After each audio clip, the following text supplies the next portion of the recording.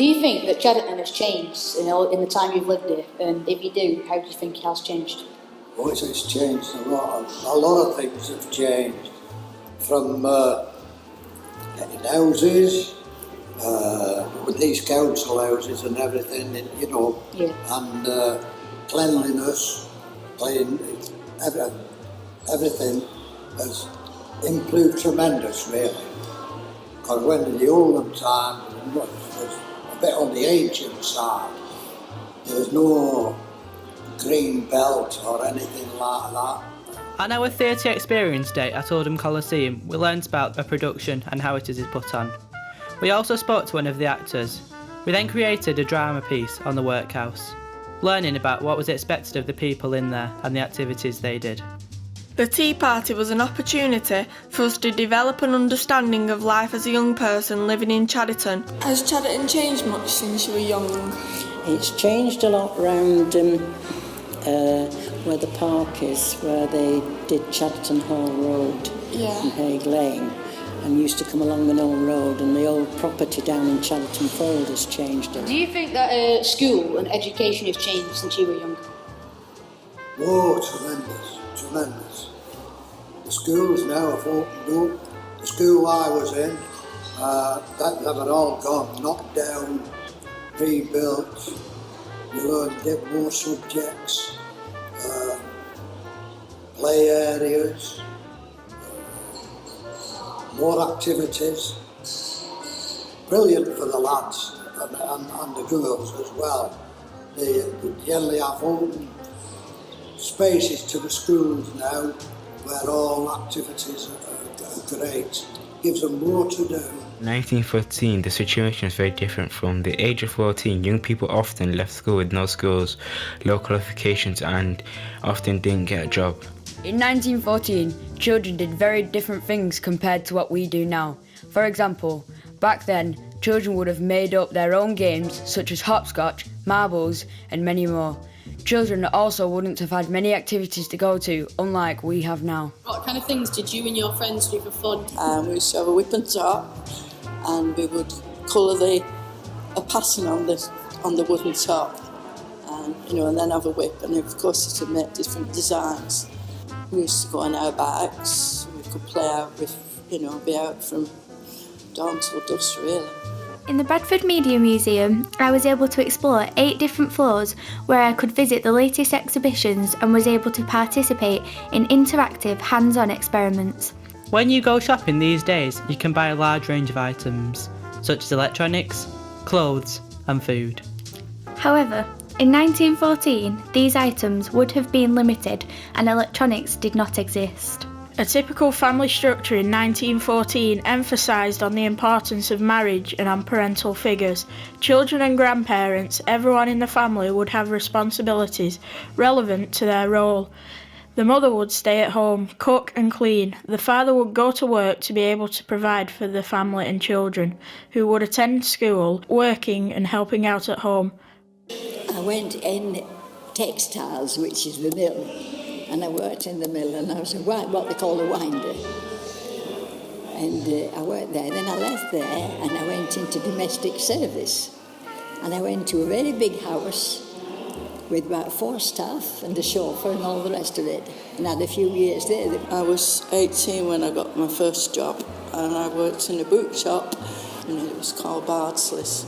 I spent 2 years there because I liked reading, so that was quite interesting. The first day I remember, though, when I went, he had me dusting all these musty old books. I thought, well, this is a horrible job, but he just, wanted to see how I'd react. And we used to go to the King's Cinema for our coffee. We used to have half an hour's break. So we used to go there for a coffee in the morning and in the afternoon.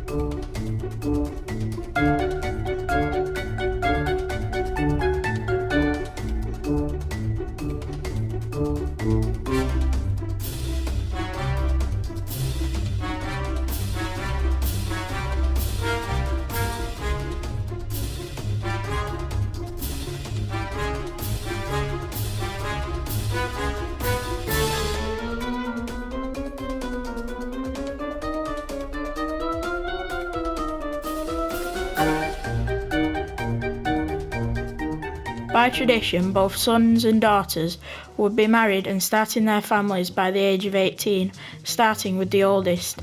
The households between 1914 and today are very different. At the time, their houses would have no gas or electric supplies, but children were expected to light fires, no bathrooms or toilets. Amount of furniture would also be less than what is commonly expected in a house nowadays.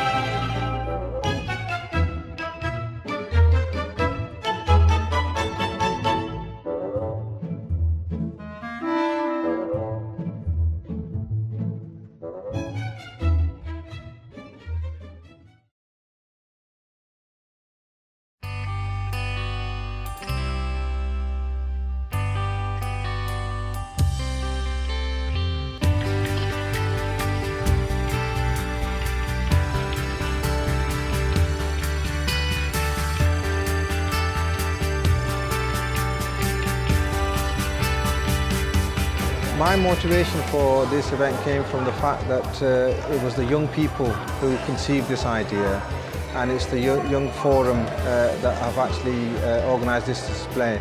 And I think that's a wonderful thing for the young people to be interested in their heritage and the history. Well, this project's had a massive impact on my understanding of heritage, as it's made me really appreciate how lucky we are to live in this day and age where we've got all these luxuries, but we've not got the setbacks that they had. We've got more research into medicine and things like that, and it's life's generally a lot better. I would say the event has more than fulfilled everyone's expectations. We were not quite sure. We'd not had a glimpse of what we might be seeing, as it were, and I think this has more than fulfilled everyone's expectations in terms of what they might have been able to see. It just demonstrates that the group have worked very hard to produce a worthwhile exhibition. I think the exhibition today, I'm extremely impressed with the turnout. We've worked hard, the team on CDYF have worked really hard for this, so I'm impressed with the number of people who come and who are looking at our work and what we've done over the past year. I think the young people have got a better understanding of what life was like in the past compared to today. The way they compare the shopping and the health care that was in the past is far better today than it was obviously then. Well, this project's been important to me because I've learned tons of new skills, like it's leadership and even like physical, like how to work cameras and things like that. I've learned loads over the past year, and I think it's been a really good opportunity. I was motivated to come here today to see what the youth of the today could learn about how things were in the past, especially in the hard times. The project was important to me because it's made me feel like I'm really connected to Chadderton now, and I know I've got a lot of historical background with it now. The young people that have been involved in this project, it's been fantastic learning how heritage has had an impact on their own lives today and what difference that has made, and the difference from certain things such as how people used to shop to how we shop now, and how that has a complete different effect on our lives and how we live, how we socialise. And it's helped them to interpret heritage to other people in different ways. So using things like social media and showing the history of Chadderton through that. The exhibition event today has been a huge success. I've been speaking to a lot of the attendees at the event who have been absolutely amazed at what has been produced here by the young people. They've just so much enjoyed listening to the soldiers reenact the letters. They've enjoyed all the interactive activities, the rag rugging, the inkwells, the dressing up box, the colouring.